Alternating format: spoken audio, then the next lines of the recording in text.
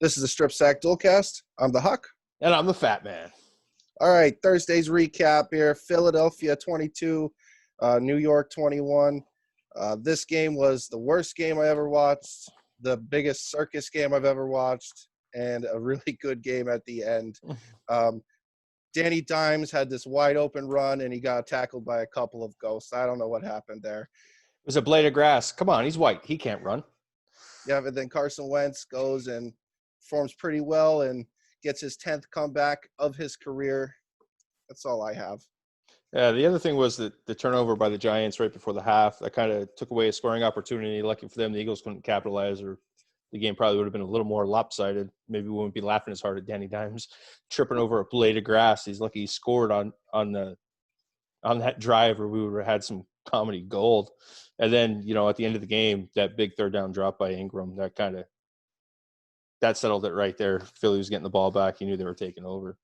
Oh, yeah. All right, Hawk. So we're going to get into some BS. You know what I want to talk about? What's that? TUA time in Miami. Hell yeah. Yeah, we were both completely wrong on this. Yeah, we kind of talked about it. We knew Fitz was playing well, and then he just, Flores comes out and says, we're going with Tua, baby. So obviously as a Dolphins fan, I'm super excited. I haven't been this excited since I was a little kid watching Dan Marino sling the rock around. So I wasn't high on Tannehill. So now I've finally got something to look forward to.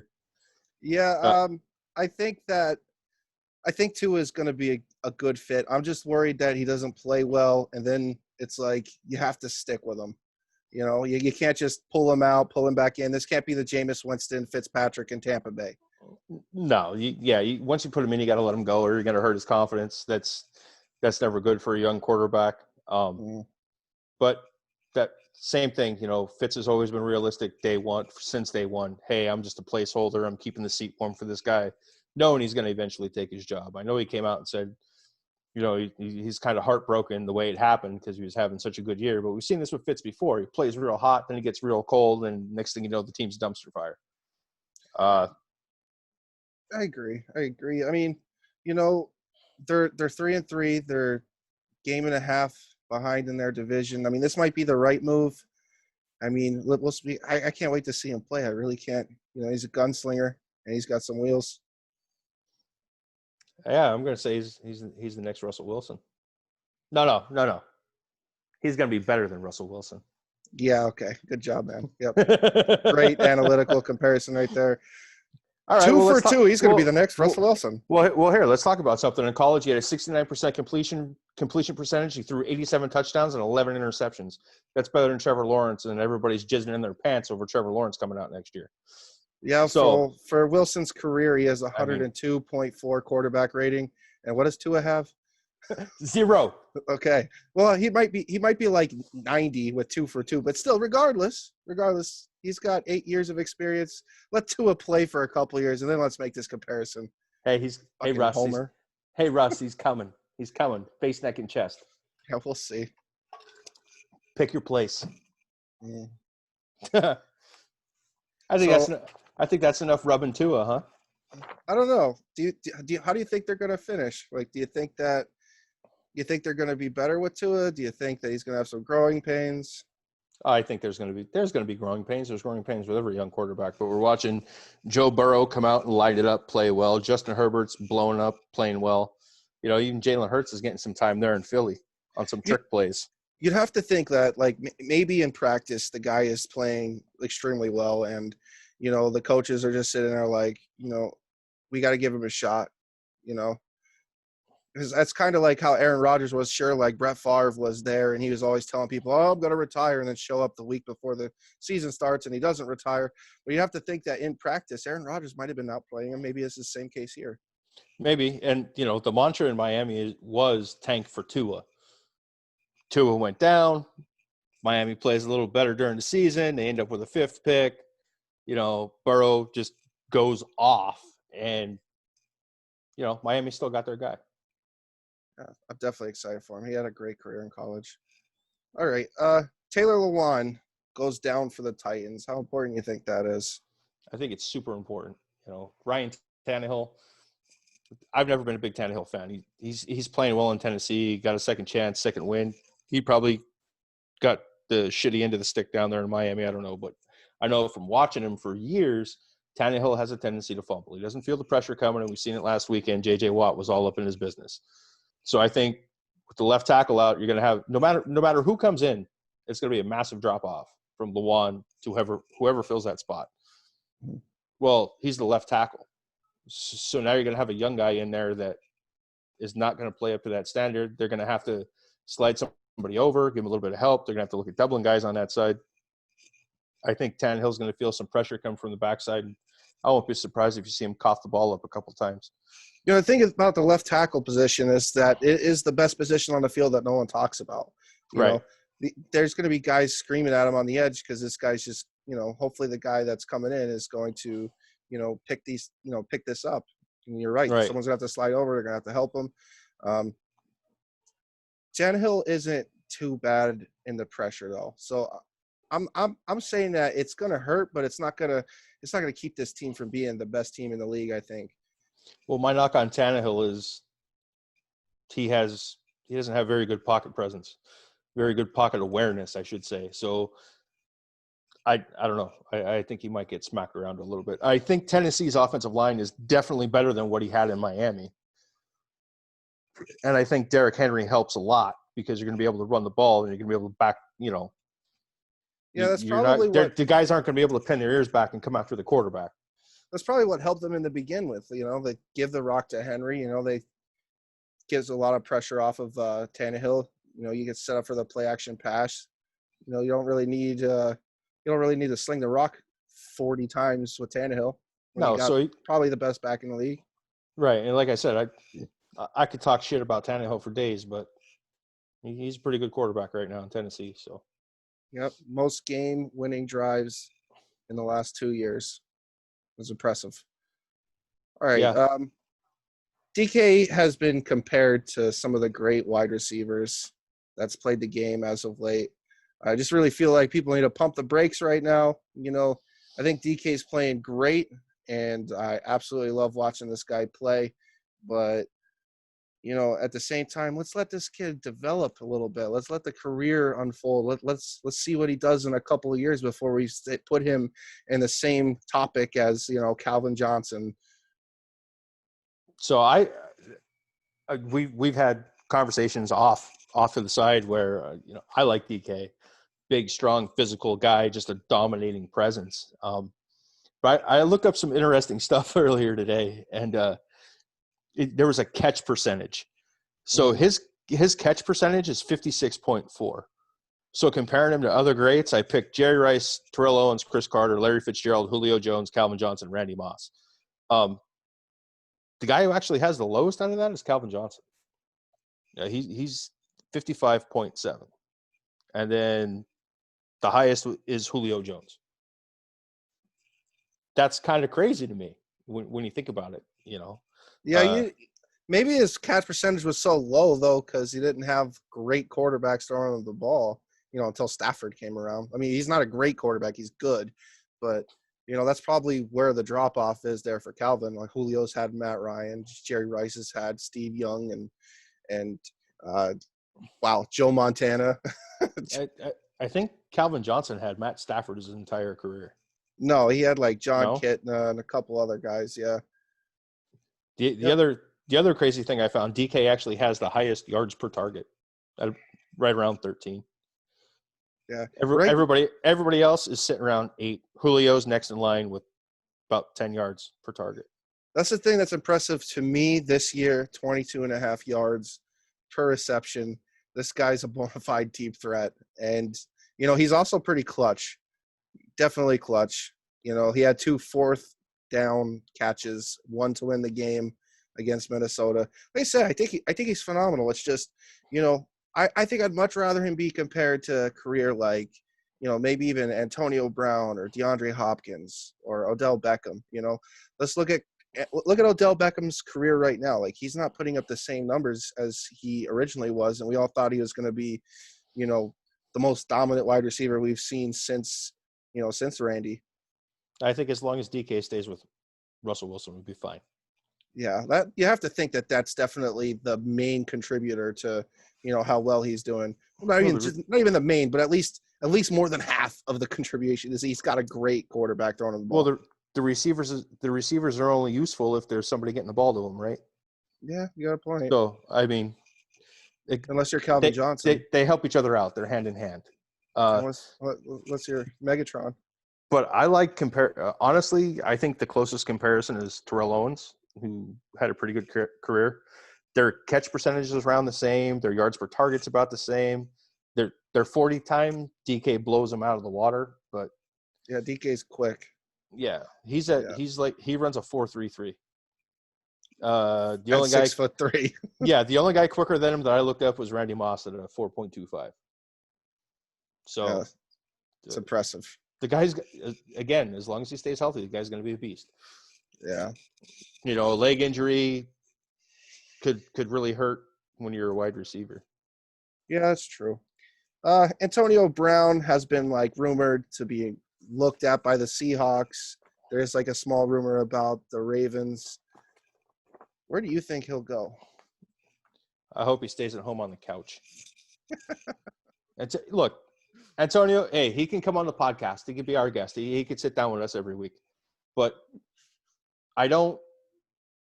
my problem with Antonio is he's a great talent. He just doesn't know when to shut the fuck up. He just doesn't know when to shut up. He keeps doing stupid shit off the field, and he needs whatever rejects he's hanging out with, he needs to stop hanging out with them because they're getting inside his head. They're pumping his head up. You see him come, a couple years ago at Pittsburgh coming out with the Hulk Hogan dyed mustache. Come on, dude, you're a football player. And these guys are just sitting around pumping up his head. Hey, you're Antonio Brown. You can get away with anything. Well, I guess not. He slapped some dude around in a moving truck. He's in trouble with 2 or 3 chicks. Come on, dude, get your head right. You don't even think about football until your head's right. And my comparison for him is anybody out there who's watched The Boys on Prime, I compare him to the Deep. He's just a mess. I think it's crazy that there are teams that are still really interested in him. Even that that short stint with the Patriots, he caught a touchdown. He got 4 first downs in that game. He looked pretty good in that one game with the Patriots. Sure, Tom was throwing him the ball, but against Miami. Against Miami. How's that feel? But no, I mean, I think it's crazy. I definitely don't think Antonio should come to Seattle. I think the chemistry with Russell and the receivers just need to stay where it's at. I feel like wide receiver is definitely not a position that Seattle needs to improve on. Something else maybe. A defensive lineman would be great.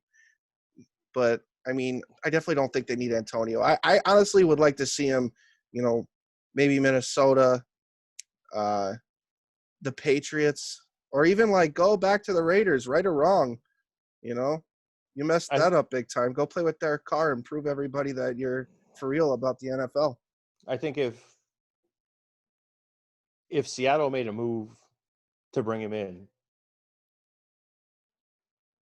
I think it's going to blow up the locker room. And I agree. I think Seattle needs to worry more about their defense than they do going and getting another wide receiver. Their offense is playing great. What do you need another receiver for? Look at what you need. What do you need on the defensive side? Because they're a long way away from the feared and revered defense they once were. Not that they're I think they're sitting around. I think they're ranked around 15th or something, which is more than half of the teams. But it's just not. It's just not what I'm used to seeing out of Seattle. It's almost like if the Pittsburgh Steelers had a terrible defense one year. It's kind of what they became known for. Yeah, I definitely want to see that defense improve, and we're gonna see it. Diggs and Jamal Adams are together, so I can't wait to see how the defense looks with them too.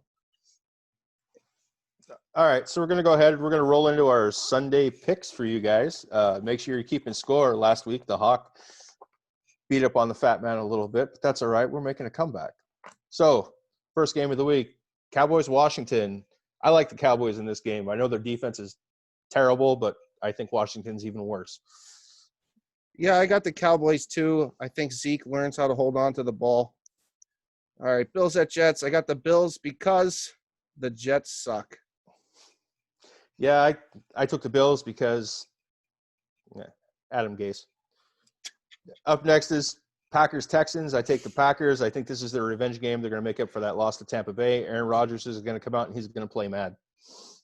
I took the Texans in this game. I think this is a huge trap game for the Packers. I know they're going to be pissed off, but the Texans have played well 2 weeks in a row. They could have beat the Titans, who I feel is the best team in the league right now. And I think it's going to be the quarterback battle we wanted to see last week between Aaron Rodgers and Deshaun Watson. Browns at Bengals. I got the Bengals. They're at home. I feel like Baker's going to find a way to help the Bengals win. I took the Browns. I think the opposite. I think Baker might straighten his ass out this week. Up next, we have Lions-Falcons. I took the Falcons. They looked good last week. Matt Ryan played well. Julio played well. I just love me some Julio. I got the Falcons as well. I feel like this is the game to determine who the real Matty Ice is. All right, Jags at Chargers. Bosa is going to eat Gardner Minshew, so I'm picking the Chargers. I took the Chargers. I like Justin Herbert's been playing well, and Bosa's a monster.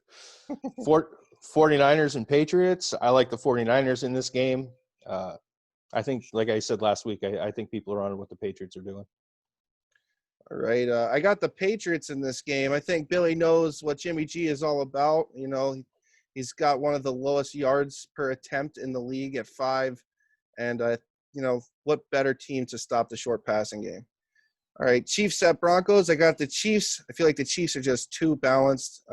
Broncos got a nice win last week, but, you know, Chiefs are going to roll on this one. I like the Chiefs. I mean, come on. Who loses to the Broncos? Up next, we have Go ahead. Steelers and Titans. I like the Steelers in this game. Quick 3 reasons. We touched on at the beginning, Taylor Lewan injury. That's going to hurt the Titans. The Steelers defense is pretty beastly. They got 24 sacks this year so far. That's going to hurt Tannehill. The Steelers rush defense is second in the league, so they stand a good chance at shutting down Derrick Henry. And, you know, if the Steelers, they're smart. They're going to force Tannehill to beat them. Yeah, I got the Titans in this game at home. I feel like you got to feed Henry and slow down that front seven. And, you know, on the defensive side of the ball, Ben is 21st in the league, you know, in average yards per attempt. So if they slow down that quick, short passing game of theirs, you know, force some 3 and outs, they're going to have the ball, win the time of possession war, you know. And Tannehill's got to get the ball out quick himself because Pitt is second in takeaways and first in sacks in the NFL. All right, Panthers at Saints. Michael Thomas is back for this game. You know, the Saints are fresh off that bye, and I just don't believe in Robbie Anderson and DJ Moore on the offensive side of the ball for the Carolina Panthers. I feel like Teddy B is just not going to be able to keep up with that Saints offense. So I'm taking the Saints. Like you said, Michael Thomas should play this week, which is exciting. That should help Drew Brees out a lot in that passing attack. The Saints are 5th in the league in points per game at 30.6. The Panthers, they're scoring about 23 points a game with the advantage. And I feel like it's going to be a close game. I don't think it's going to be a blowout one way or the other. It's going to be close. But in a close game, it comes down to scoring points on special teams. Well, here's something interesting. New Orleans, 100% on field goal attempts this year. Carolina, they're sitting at 88.9. That means you lost the game somewhere along the way, 3 points. So, again, advantage Saints. That's what I like. Buccaneers at Raiders. I took the Bucs. I mean, come on, Brady, GOAT, enough said. The Buccaneers defense made the Packers and Aaron Rodgers look terrible. Derek Carr is good, but he's nowhere near as good as Aaron Rodgers. And, yeah, that's what I got on that one. What do you think? I got the Bucs as well. I mean, the Raiders might not have their entire offensive line for this game. Tampa is second in the league in sacks, and I think the biggest story on this game is going to be goat-to-goat connection versus Carr and Waller. I think this is going to be a much better game than most people will think. That's what I have on that. So, Sunday night game. It's going to be your favorite game we talk about. Seahawks at Cardinals. Seahawks at Cardinals. What do you think? Safeties are back, and they're ready. Let Russ cook, and let's maintain a better time of possession in this game. I really feel like Russell's going to break out again. I'm thinking 3 or 4 TD passes. I'm thinking that Kyler Murray is going to have to be a lot more efficiently. He's not going to be able to run around with Bobby Wagner in the middle, spying him. It's going to be a fun contest. Always is against the Cardinals. I really do think Seattle's going to put up the points, though. So we're going to address this right. Anytime somebody's going to say Russ is cooking, you're going to address it like this. If you smell what Russ is cooking. Yeah, I mean, we saw Kyler Murray go 9 for 24 against the worst defense in the league. I don't trust that. I just don't. Seattle's defense isn't as good as it used to be, but, I mean, it's nowhere near as bad as Dallas is. Come on. And then, like we said earlier, DK Metcalf's out there looking like TO 2.0. So, yeah, I give the advantage to Seattle. I think this is going to be the week Seattle's defense kind of shows up. You know, they have 10 turnovers on the year. They're +6 on turnover differential. You know, we're going to see those safeties in the game. And I really like the matchup between Bobby Wagner and a running quarterback. You got to think, Seattle practices against a running quarterback. I think they'll be fine. Yeah, I really think the advantage is to the Seahawks here. The Cardinals are young; they're still figuring it out. And even though they mollywhopped Dallas, they still look bad. I mean, how do you go 9 for 24? That's bad. The fat man can come out there and sling it around better than that. Oh man, you got Larry Fitzgerald, Christian Kirk, and D-Hop. You got to complete more than 9. And you got Kenyon Drake coming out of the backfield. He can catch the ball sometimes. Right there's easy 4 catches. Come on. I agree. You definitely have to be a little bit more efficiently, especially in this game. They're not going to let you go 3 and out twice. No. and still have a chance to be up in the game. It's not going to happen. I mean, Arizona's got a pretty good defense. They do. I just don't. I don't see how you stop Big Daddy Russ. All right. So before we sign off on here, I just got a question for you, Fat Man. Out of all these games, which one do you think is going to be the best? I'm looking forward to Steelers Titans. That's my kind of game. Tennessee is going to try to run the ball, and Pittsburgh's going to try and punch him in the face. That's my kind of game. I think that's going to be a good game too, but I honestly won't be surprised if the Texans-Packers is the best game of the week. I really feel like the Deshaun Watson, how well he played last week. You know, unfortunately he got a loss, but he's got a lot of heart, and I just love watching him play. I think that it's going to be a pretty close game between those two. I just don't believe in that Packers defense. I think it's overrated. I mean, it might be. I like Deshaun Watson. I love J.J. Watt, but Aaron Rodgers is magical. You know, he's right up there with Fitzmagic. He's up there with Fitzmagic? He's up there with Fitzmagic. They're the two wizards. Oh, yeah. You know, Fitz in that great. Too bad Aaron Rodgers can't grow a beard. All right. Well, I think that's it for us. Yep, that's it. All right. Well, you got anything to say? Nope. I'm the Fat Man. And I'm the Hawk. I'll see you guys next time.